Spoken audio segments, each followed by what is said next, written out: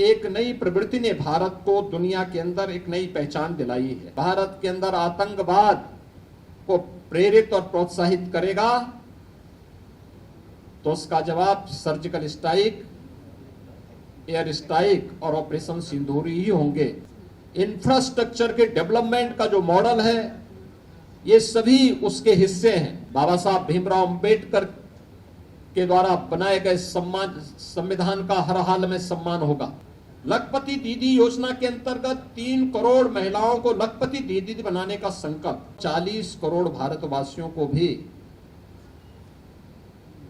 एक विश्वास का प्रतीक बनाया है।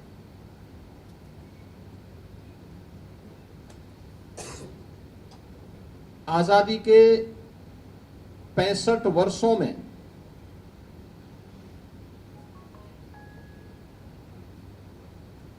कांग्रेस नेतृत्व की और अन्य अस्थिर सरकारों के कारण आम जन का जो विश्वास टूटा था,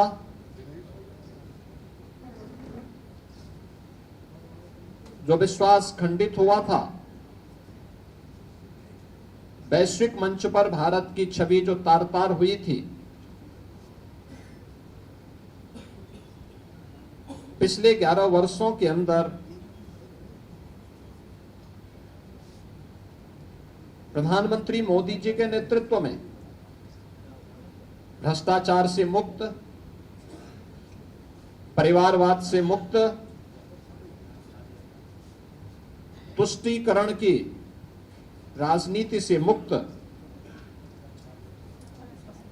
एक भारत श्रेष्ठ भारत की परिकल्पना को साकार करने वाली एक ऐसा नेतृत्व हमें मिला है, इस देश को मिला है, जिन्होंने पूरे भारत को विश्वास का प्रतीक बना करके भारत को विकसित भारत और आत्मनिर्भर भारत की एक सुदृढ़ नींव का निर्माण करते हुए अगले 25 वर्ष की एक व्यापक कार्य योजना पूरे भारतवासियों के सामने भी प्रस्तुत कर दी है। इन 11 वर्षों में भारत ने न केवल सामाजिक और सांस्कृतिक दृष्टि से बल्कि सुरक्षा के मोर्चे पर, सुशासन के मोर्चे पर और आर्थिक मोर्चे पर भी एक नई पहचान बनाई है।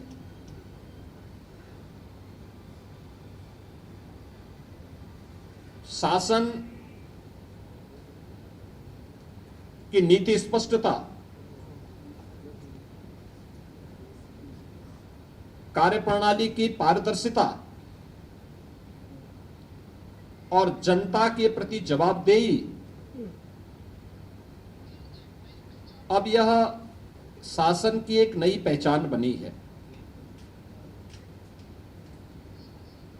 विकास केवल नारे नहीं,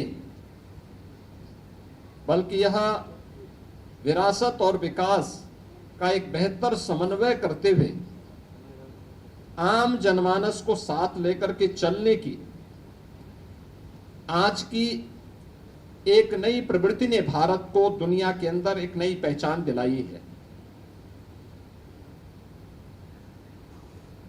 अब चेहरा देख करके नहीं, बल्कि पात्रता के अनुरूप हर व्यक्ति को बिना भेदभाव के शासन की योजनाओं का लाभ मिलता है। सबका साथ, सबका विश्वास, सबका विकास, सबका विश्वास और सबका प्रयास, यह शासन की नीति का हिस्सा बना है। और शासन अब तुष्टीकरण के आधार पर नहीं, बल्कि प्रत्येक नागरिक की संतुष्टीकरण के आधार पर अपनी कार्य योजना को आगे बढ़ाएगा। पिछले 11 वर्षों के अंदर नए भारत ने यह दृश्य देखा है।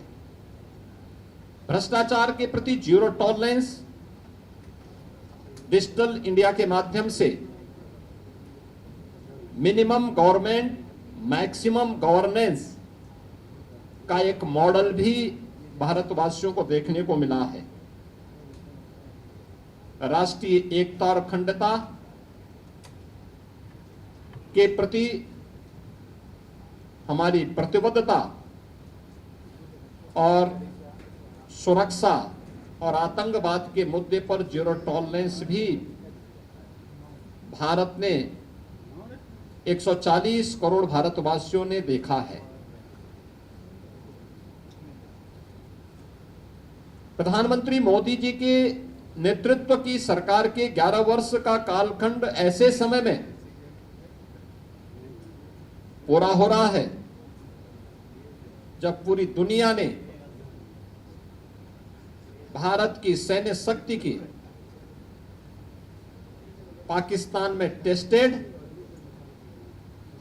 और दुनिया के द्वारा ट्रस्टेड उस ताकत को देखा है जो अभी ऑपरेशन सिंदूर के माध्यम से हम सबको देखने को मिला है कि भारत तो केवल शांति का पक्षधर। रट लगाने की जो आदत 2014 के पहले पड़ गई थी,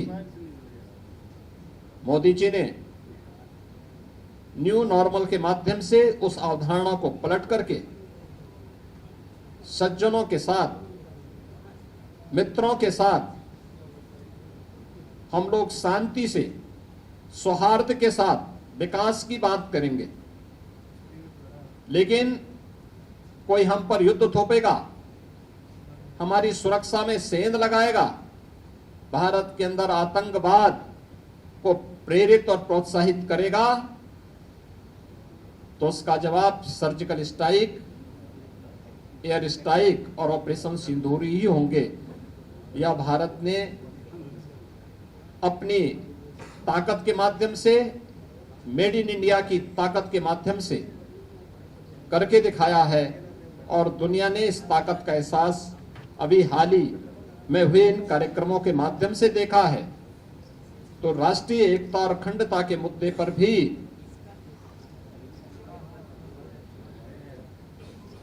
1952 से लगातार भारत पर थोपे गए धारा 370 को पूरी तरह समाप्त करके जम्मू कश्मीर को, लद्दाख को भारत के कानून के अनुरूप, भारत के संवैधानिक दायरे में लाकर भारत की अखंडता को कश्मीर से कन्याकुमारी तक एक भारत श्रेष्ठ भारत के इस नए मॉडल के रूप में प्रस्तुत किया है। मित्रों, आजादी के अमृत महोत्सव वर्ष में देश की जनमानस को प्रधानमंत्री मोदी जी ने विकसित भारत का जो मंत्र दिया, इसके लिए प्रधानमंत्री मोदी जी ने 5 प्रण और 11 संकल्प प्रत्येक भारतवासी को याद कराए थे। ये 5 प्रण, और आपने देखा होगा ये 11 वर्ष के कालखंड इन 5 प्रण के दायरे में उन 11 संकल्पों को जीवन का हिस्सा मानते हुए ही आगे बढ़े हैं। ये 5 प्रण, विकसित भारत का संकल्प, गुलामी की मानसिकता से मुक्ति, अपनी विरासत पर गर्व, राष्ट्रीय एकता और एकजुटता और नागरिक कर्तव्य का पालन। 11 वर्ष के कालखंड को अगर आप देखेंगे तो सरकार ने विकसित भारत की जो आधारशिला रखी है वह इन्हीं 5 प्रण को ध्यान में रख करके ही रखी है, और इसी पर आधारित विकसित भारत का ये मॉडल जो आज भारत को अपनी विरासत के साथ भी जोड़ता है, दुनिया की एक आर्थिक महाशक्ति के रूप में भी स्थापित करता है और एक सामरिक शक्ति के रूप में भी भारत की ताकत का एहसास दुनिया को कराता है। उस नए भारत के लिए जो 11 संकल्प प्रधानमंत्री मोदी जी ने प्रत्येक भारतवासी के लिए सुनिश्चित किए, उनमें कर्तव्य का पालन, एक समावेशी विकास, गांव, गरीब, किसान, नौजवान, महिलाएं, समाज के प्रत्येक तबके को ध्यान में रख करके किए गए कि पिछले 11 वर्षों में गरीब कल्याणकारी, लोक कल्याणकारी कार्यक्रम, इंफ्रास्ट्रक्चर के डेवलपमेंट का जो मॉडल है, ये सभी उसके हिस्से हैं। भ्रष्टाचार मुक्त शासन, टेक्नोलॉजी का उपयोग करते पीबीटी के माध्यम से जो कार्य पिछले 11 वर्ष के अंदर देखने को मिले हैं, स्वतंत्र भारत में 65 वर्षों में इस प्रकार का मॉडल कभी भी देखने को नहीं मिला। कानून का सम्मान, हर व्यक्ति कानून से बड़ा कोई नहीं। हमें कानून का सम्मान करना होगा क्योंकि कानून हर भारतवासी को संरक्षण देता है। वंशवाद की राजनीति का अंत, ये परिवारवाद की राजनीति, ये जातिवाद को भी बढ़ावा देती है, देश के सामाजिक ताने बाने को छिन्न भिन्न करती है।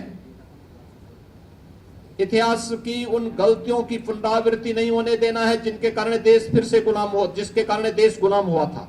उस प्रकार की पुनरावृत्ति फिर न हो, इसके लिए आवश्यक है कि वंशवाद की राजनीति को समाप्त किया जाए। महिलाओं को नेतृत्व, नारी मातृ वंदना कार्यक्रम से लेकर के बेटी बचाओ बेटी पढ़ाओ से लेकर के नारी शक्ति वंदन अधिनियम तक किए गए अनेक कार्यक्रम, सैनिक स्कूलों में बेटियों की भर्ती हो, नेशनल डिफेंस एकेडमी में भी पहली बार महिला भी वहां पर भर्ती हो सकती है और वह भी सेना में उच्च सैन्य अधिकारी के पद पर जा सकती, कमीशन अफसर के रूप में जा सकती है, यह पहली बार हुआ है। संविधान का सम्मान, बाबा साहब भीमराव अंबेडकर के द्वारा बनाए गए संविधान का हर हाल में सम्मान होगा और इसके लिए प्रधानमंत्री मोदी जी ने 26 नवंबर की तिथि को संविधान दिवस के रूप में पूरे देश के अंदर 2015 से इस तिथि को आयोजन करने की कार्रवाई ये पहली बार हुआ। आरक्षण की सुरक्षा, सामाजिक दृष्टि से जो भी पिछड़े हैं, दलित हैं, वंचित हैं, उनको इस संविधान प्रदत्त सुविधा का अधिकार मिलना ही चाहिए। हर हाल में यह अधिकार उनको मिले, इसके लिए उनकी सुरक्षा, राज्यों में बिना भेदभाव के विकास की प्रक्रिया को आगे बढ़ा करके उनके समग्र विकास को आगे बढ़ाने का कार्य हो, या सामाजिक न्याय को सुनिश्चित करना और एक भारत श्रेष्ठ भारत के निर्माण के लिए किए गए प्रयास, ये 11 संकल्प हैं जिसे ध्यान में रख करके पिछले 11 वर्ष के अंदर प्रधानमंत्री मोदी जी के नेतृत्व में हम सब ने एक नए भारत का दर्शन किया है। मित्रों, अर्थव्यवस्था के मुद्दे पर हम अगर चर्चा करते हैं, याद करिए 2014 के पहले का भारत अस्थिर अर्थव्यवस्था थी, लोगों को विश्वास नहीं था क्या होगा भारत में। 1947 से लेकर के 2014 तक भारत दुनिया की केवल 11वीं अर्थव्यवस्था बन गया था और वह अर्थव्यवस्था भी अस्थिर थी। पिछले 11 वर्ष में भारत दुनिया की चौथी बड़ी अर्थव्यवस्था बना है, यानी भारत से ऊपर। अब भारत ने अपनी आजादी के अमृत महोत्सव वर्ष में, जब ये देश अपनी आजादी के 75 वर्ष पूरा कर रहा था, तब प्रधानमंत्री मोदी जी के नेतृत्व में भारत ने उस ब्रिटेन को अर्थव्यवस्था के मोर्चे पर पछाड़ा था, जिस ब्रिटेन ने भारत पर लगभग 200 वर्षों तक शासन किया था। और जब प्रधानमंत्री मोदी जी के प्रधानमंत्री के रूप में कार्यकाल के सफलतम 11 वर्ष पूरे हो रहे हैं, तब जापान की अर्थव्यवस्था को पछाड़ करके भारत दुनिया की चौथी बड़ी अर्थव्यवस्था हो रहा है। भारत की अर्थव्यवस्था दुनिया की अकेली अर्थव्यवस्था है जो एक दशक में दुगनी हुई है। भारत दुनिया का पहला देश है जिसने अपनी पर कैपिटा इनकम यानी प्रति व्यक्ति आय दोगुने से अधिक की है पिछले 10 वर्ष के अंदर। 2013-14 में भारत की प्रति व्यक्ति आय यह केवल 79,000 रुपये थी, 79,000 थी, और आज यह बढ़कर के लगभग 2.5 लाख हुई है। आप अनुमान कर दीजिए, इसके दायरे को अगर आप देखेंगे तो यह आपको चौंकाने वाले आंकड़े हम सबको प्रस्तुत करते हैं। भारत का निर्यात कई गुना बढ़ा है और यह एक नई अर्थव्यवस्था के रूप में भारत को स्थापित करने, आगे बढ़ाने की, और याद करना कि 2000 जिस भारत की विकास की दर जिस स्पीड से दुनिया के अंदर बढ़ रही है, 2027 में भारत दुनिया की तीसरी बड़ी अर्थव्यवस्था बनेगा। तीसरी बड़ी अर्थव्यवस्था बनने के लिए 2027 का एक टारगेट भी प्रधानमंत्री मोदी जी ने भारतवासियों के सामने, भारत के नागरिकों के सामने पहले ही प्रस्तुत कर दी है। मित्रों, इंफ्रास्ट्रक्चर वर्ल्ड क्लास हो, यह इंफ्रास्ट्रक्चर अर्थव्यवस्था का बाहरी ढांचा होता है, उसकी रीढ़ होती है, और सुदृढ़ अर्थव्यवस्था के लिए आवश्यक होता है बेहतर इंफ्रास्ट्रक्चर। आपने इस बात को महसूस किया होगा कि सरदार अटल बिहारी वाजपेयी जी ने अपने कार्यकाल के दौरान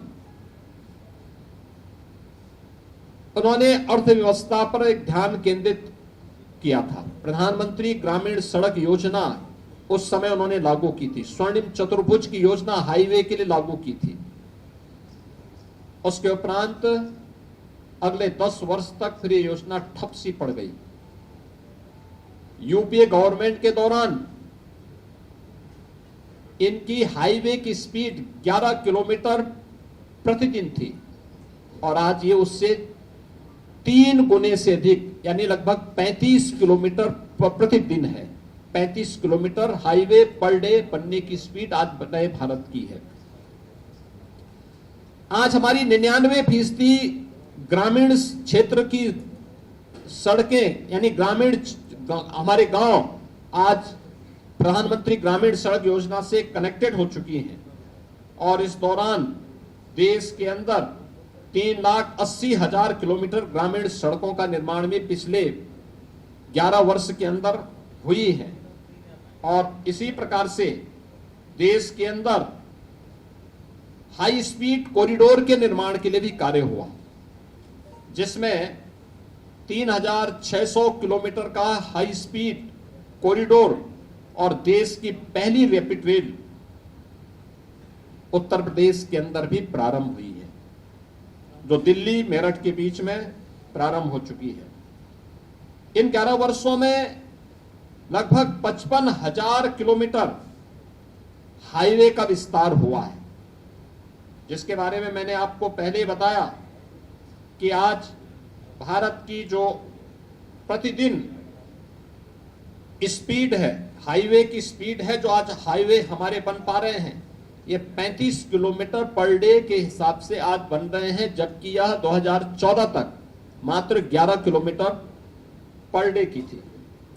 मेट्रो, पब्लिक ट्रांसपोर्ट का बेहतरीन माध्यम मेट्रो, 2014 में देश के अंदर 5 सिटी में मेट्रो का संचालन हो रहा था। उत्तर प्रदेश का एक भी सिटी उसमें नहीं था। और आज देश के अंदर 23 सिटी में मेट्रो का संचालन हो रहा है। यूपी के 6 सिटी ऐसी हैं जहां मेट्रो का सफलतापूर्वक संचालन आज के दिन पर हो रहा है। विश्व स्तरीय सुविधाओं से एक तो नई ट्रेन नमो भारत एक्सप्रेस के रूप में, अमृत भारत एक्सप्रेस के रूप में और वंदे भारत एक्सप्रेस के रूप में आज हम सबको देखने को मिल रही है। एयर कनेक्टिविटी, 1947 से लेकर के 2014 तक भारत के अंदर केवल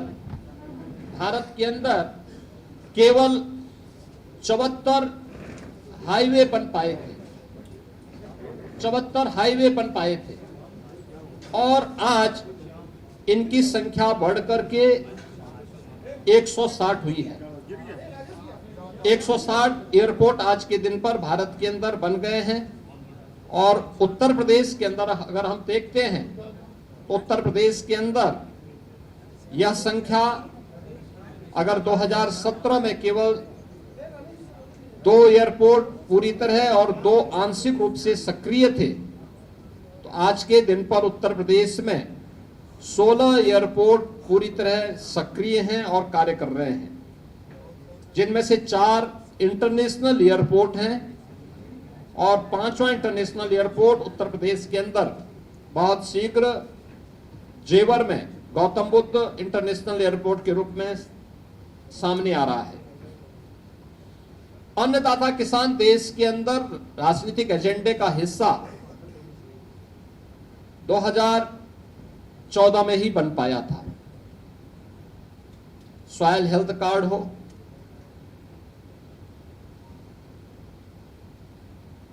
कृषि बीमा की योजना हो,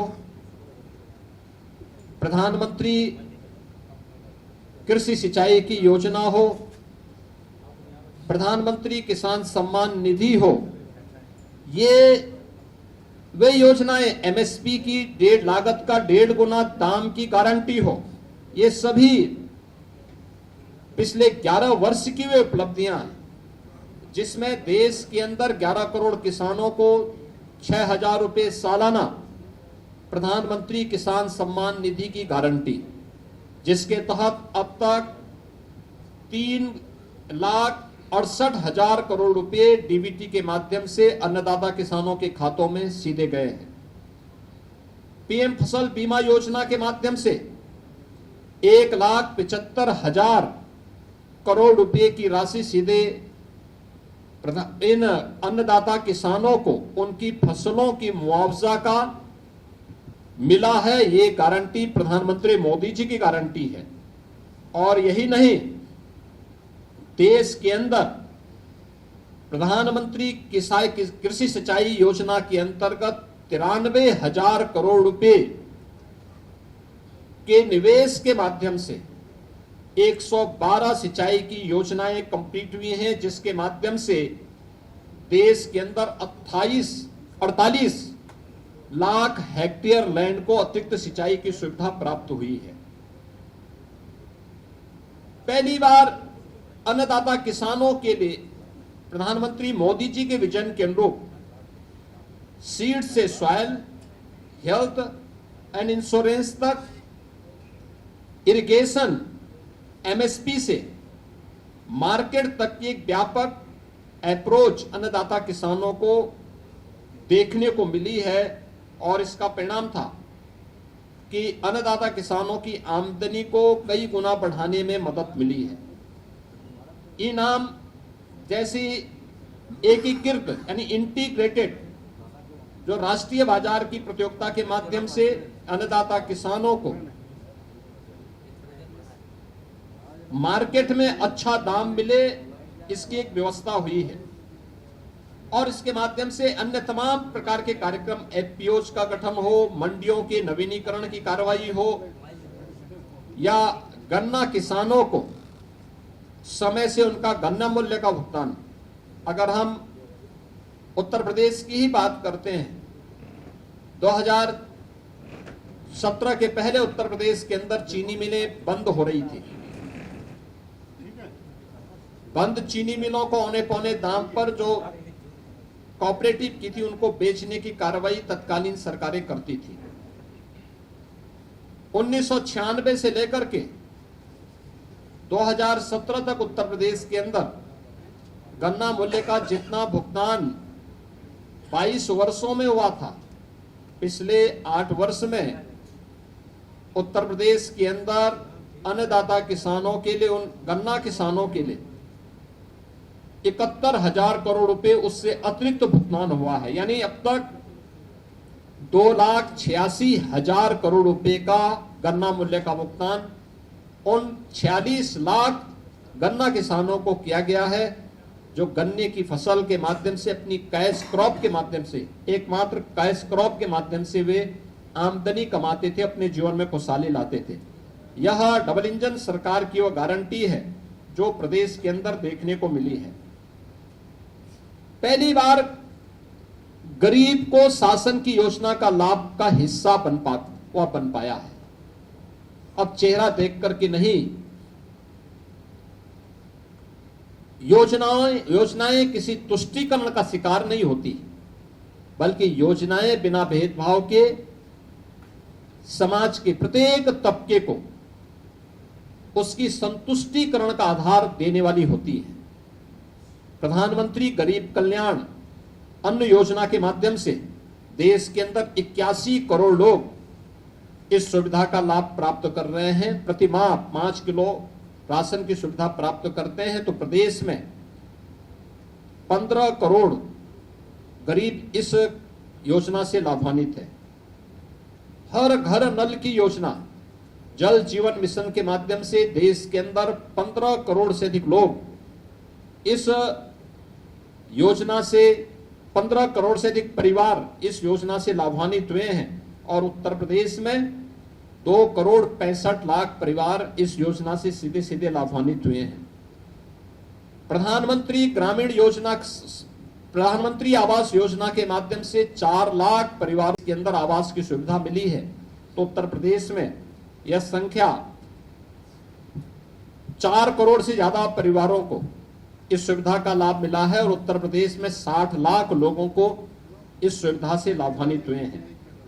प्रधानमंत्री उज्ज्वला योजना के माध्यम से ग्रीन ईंधन एंड क्लीन ईंधन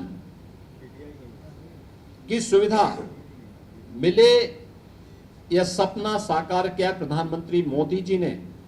प्रधानमंत्री उज्ज्वला योजना के माध्यम से, जिसमें देश के अंदर 10 करोड़ 33 लाख परिवारों को फ्री में कनेक्शन उपलब्ध हुए हैं और उत्तर प्रदेश में 1 करोड़ 86 लाख परिवार इस योजना से लाभान्वित हुए हैं। पीएम स्वनिधि योजना के माध्यम से देश के अंदर पहली बार स्ट्रीट वेंडर के लिए भी कोई कार्यक्रम चला है। 68 लाख स्ट्रीट वेंडर प्रधानमंत्री स्वनिधि योजना का लाभ प्राप्त किए हैं।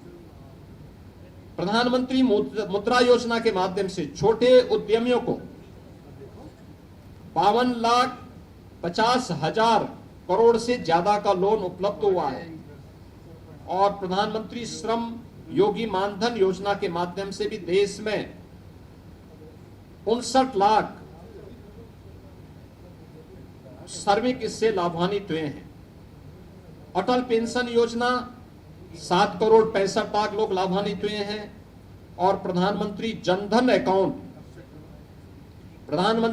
अकाउंट में 56 करोड़ बैंक खाते खोले गए और इन बैंक खातों में 2,56,000 करोड़ रुपए से अधिक की राशि उन गरीबों ने अपनी जमा भी की है। उन लोगों की जमा भी हुई है या गौर सरकार के द्वारा जो अनुदान भेजा गया है, जो सब्सिडी भेजी गई होगी डीबीटी के माध्यम से उन अकाउंट में उन लोगों तक सीधे सीधे पहुंचने का काम हुआ है। और इन सभी योजनाओं की जो परिणति है वह है कि पिछले 10 वर्ष के अंदर 25 करोड़ लोग बहुआयामी गरीबी से उभर करके एक नया मध्यम वर्ग के रूप में उभरा है और भारत एक नई वैश्विक शक्ति के रूप में अपने आप को स्थापित करने की ओर अग्रसर हुआ है। महिला सशक्तिकरण के लिए पिछले 11 वर्ष के अंदर जो कदम बढ़ाए गए, मैंने पहले इस बारे में कहा था, एक व्यापक परिवर्तन हमें इस क्षेत्र में देखने को मिला है और प्रत्येक क्षेत्र में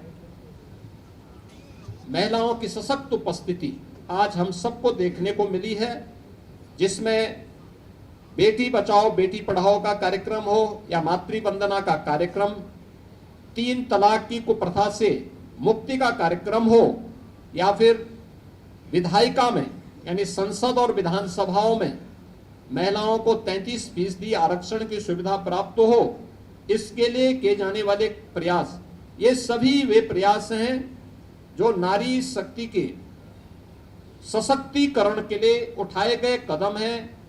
लखपति दीदी योजना के अंतर्गत 3 करोड़ महिलाओं को लखपति दीदी बनाने का संकल्प, और यह कार्यक्रम युद्ध स्तर पर देश के अंदर आगे बढ़ा है।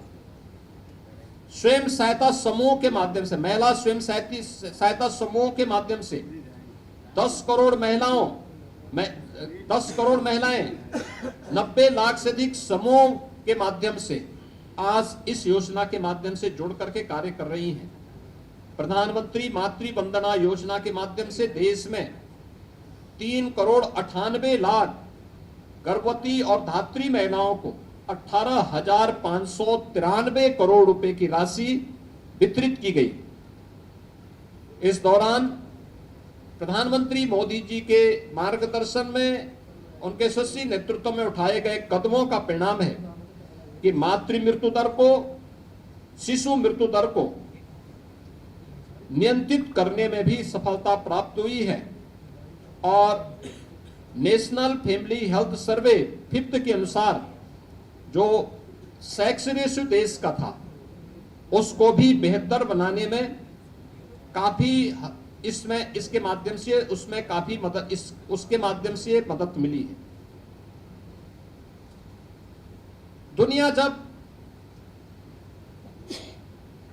इस सदी की सबसे बड़ी महामारी कोविड महामारी से पस्त था, तब भारत बेहतरीन कोविड प्रबंधन के साथ साथ अपने बेहतर भविष्य के लिए, विकसित भारत की आधारशिला रखने के लिए अपनी राष्ट्रीय शिक्षा नीति को लागू कर रहा था। याद करिए, 3 दशक से लंबित थी ये योजना, और 3 दशक में प्रधानमंत्री मोदी जी ने इस राष्ट्रीय शिक्षा नीति को 2020 में लागू किया। आज परिणाम है कि बेसिक एजुकेशन में पीएम श्री स्कूल के माध्यम से 14,500 से अधिक स्कूलों को बेहतर इंफ्रास्ट्रक्चर से आच्छादित किया जा रहा है। देश के अंदर इस दौरान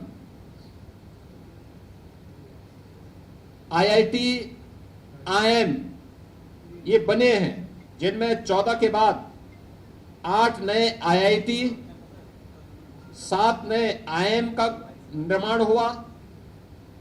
देश के अंदर पीएसयूज के माध्यम से जो रोजगार दिए गए, 8,60,000 से अधिक भर्तियां देश के अंदर हुई हैं, और 490 से अधिक केंद्रीय यानी नए विश्वविद्यालयों का निर्माण भी देश के अंदर हुआ है।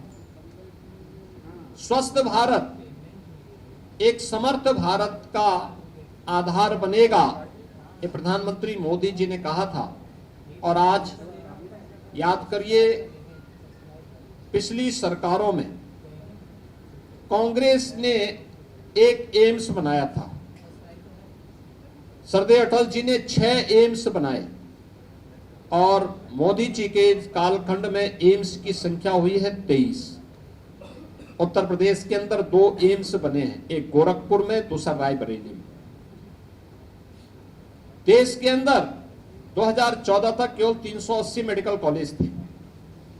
आज अकेले उत्तर प्रदेश में 80 मेडिकल कॉलेज हैं, और देश के अंदर 2045 मेडिकल कॉलेज वर्तमान में मेडिकल की शिक्षा प्रदान कर रहे हैं। एमबीबीएस की सीट्स 2014 तक केवल 51,348 सीट्स थी। आज ये संख्या बढ़कर के 1,18,000 हुई है, और पीजी की सीट्स 2014 में 13,246 थी। आज ये संख्या बढ़कर के 74,000 इसके बाद नई जुड़ी हैं। इसी प्रकार से आयुष्मान भारत के अंदर पहली बार देश के अंदर 9 करोड़ से अधिक, यानी देश के अंदर 50 करोड़ से अधिक लोग इस योजना से आच्छादित हुए हैं, और जिसमें आज भी 1,30,000 करोड़ रुपए से अधिक का मुफ्त इलाज की सुविधा भी लोगों को उपलब्ध करवाई गई है। आयुष्मान आरोग्य मंदिरों की संख्या भी देश के अंदर 1,76,000 से अधिक हुई है। जन औषधि केंद्र के माध्यम से सस्ती औषधि लोगों को प्राप्त हो, 16,000 से अधिक ऐसे जन औषधि केंद्र जिनके माध्यम से एक सामान्य नागरिक के 38,000 करोड़ रुपए की बचत हुई है। और ई संजीवनी के माध्यम से भी देश भर में 37 करोड़ से अधिक टेली कंसल्टेशन की सुविधा आम जनमानस को देने की कार्रवाई हुई है। यानी समर्थ भारत के लिए भी 65 वर्षों में स्वस्थ बनाने के लिए जो कार्यक्रम होने चाहिए थे, उससे कई गुना पिछले 11 वर्ष के अंदर हम सबको देश के अंदर देखने को मिला है। आस्था और अर्थव्यवस्था का बेहतर समन्वय हो सकता है। विरासत भी विकास का माध्यम बन सकती है। ये हम सब ने महाकुंभ के माध्यम से देखा है। प्रधानमंत्री मोदी जी का मार्गदर्शन और नेतृत्व ने प्रयागराज महाकुंभ की सफलता को जिन ऊंचाइयों तक पहुंचाया था, आपने उसको महसूस किया होगा। कैसे? उसके माध्यम से हमने एक नए भारत का दर्शन किया। आस्था के माध्यम से आर्थिकी के 5 नए कॉरिडोर यूपी के अंदर बनते हुए दिखाई दिए और उनके माध्यम से उन क्षेत्रों में रोजगार और अर्थव्यवस्था को जो बल मिला है, आज हमें यह विरासत और आर्थिकी का बेहतर समन्वय हम सबको देखने को मिलता है। एक नई काशी के रूप में काशी विश्वनाथ कॉरिडोर, आज काशी के अंदर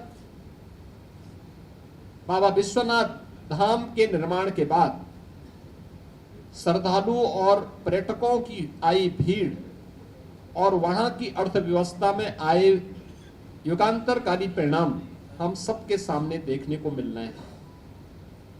नमामि गंगे परियोजना का परिणाम महाकुंभ की सफलता के रूप में हम सब देख सकते हैं।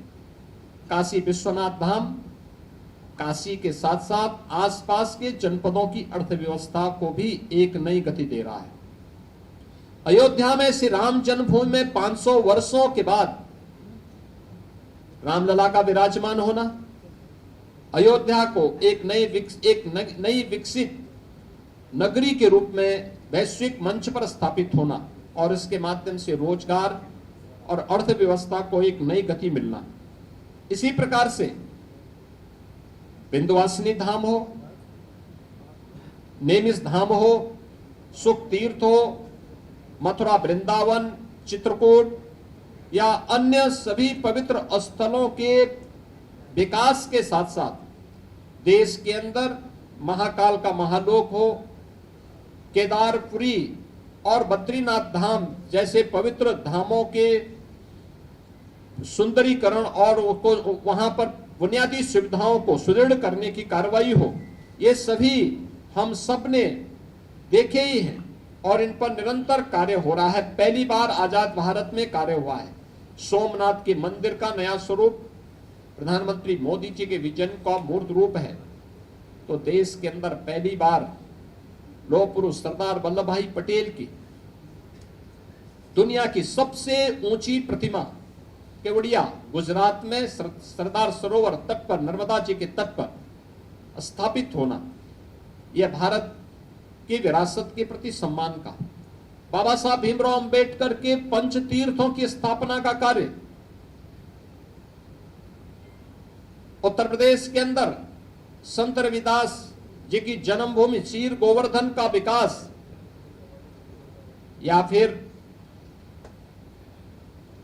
भगवान राम को हम तक पहुंचा, हम सभी आम जनमानस की मुक्तिदाता के रूप में प्रस्तुत करने वाले महर्षि वाल्मीकि की पावन साधना स्थली लालापुर को के विकास का कार्य हो, ये सभी हम सबको आज वहां पर देखने को, ये सभी कार्य हम सबको देखने को मिल रहा है।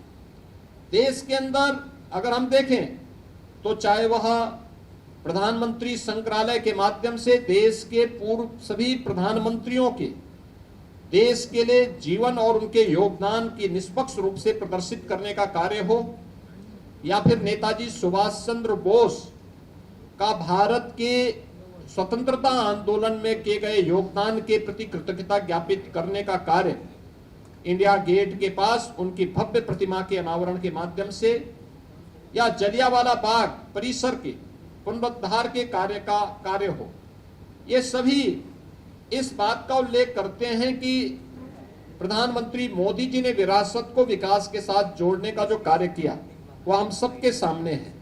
15 नवंबर की तिथि जनजातीय गौरव दिवस के रूप में भगवान बिरसा मुंडा की जयंती के रूप में मनाया जाए, इसके लिए उनके जनजातीय विरासत को हम संरक्षित करने का कार्य म्यूजियम के माध्यम से भी प्रस्तुत करें। लोक माता अहिल्याबाई की 300वीं जयंती का कार्यक्रम पूरे भारत अखिल भारतीय स्तर पर लोक माता की दूरदर्शिता के अनुरूप हम लोग आयोजित करें।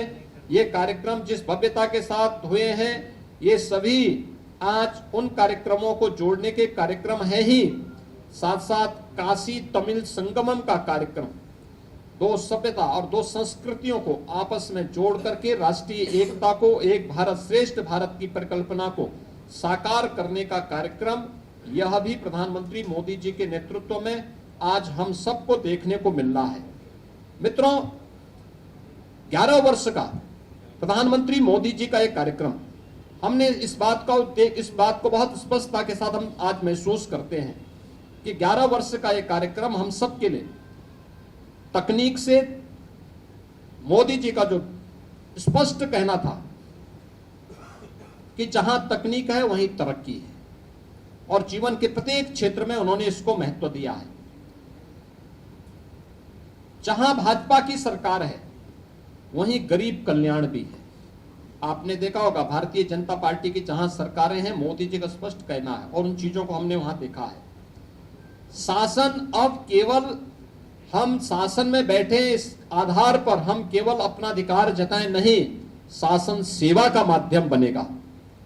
सरकार आम जनमानस के साथ सहभागी बनेगी और सुशासन अब संस्कृति के रूप में हमें देखने को मिल रही है। 11 वर्ष के प्रधानमंत्री मोदी जी के शासन काल को हमने इन रूपों में देखा है। 11 वर्ष का यह कार्यकाल सेवा को संकल्प के रूप में, सुशासन को संस्कृति के रूप में और सुरक्षा को सर्वोच्च प्राथमिकता देता है। यही है नया भारत और यही है विश्व का नए भारत पर विश्वास। प्रधानमंत्री मोदी जी का 11 वर्ष का यह कालखंड, यह कार्यकाल नए भारत को एक विकसित और आत्मनिर्भर भारत के स्वर्णिम कालखंड के रूप में प्रस्तुत करता है। इस स्वर्णिम कालखंड के लिए हम उत्तर प्रदेश सरकार और उत्तर प्रदेश वासियों की ओर से आदरणीय प्रधानमंत्री जी को बधाई देते हैं, उनका हृदय से अभिनंदन करते हैं। धन्यवाद।